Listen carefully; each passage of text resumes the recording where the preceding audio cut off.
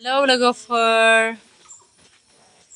आंनि चेनेलाव बरायहरनाय थाबाय आं रुमाव दायो मैगं लांनो नागिरदों आंनि मैगं लांनायखौ नायलांदो मैगं माइरं ओमफ्राय मा मैगं लागोन बेखौ नायलांदो देखायलांसै होदो बिदिब्ला नायलांदो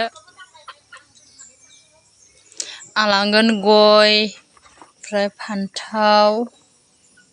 ओमफ्राय लेबु फाथो मैगं एसे लाबाय बे मैस्था दायनैसो लाबाय नै मैस्थायानो गैया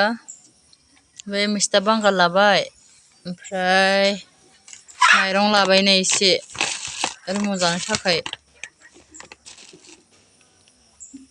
न'आव फैबाथाय लाङो आङो ओमफ्राय ओजों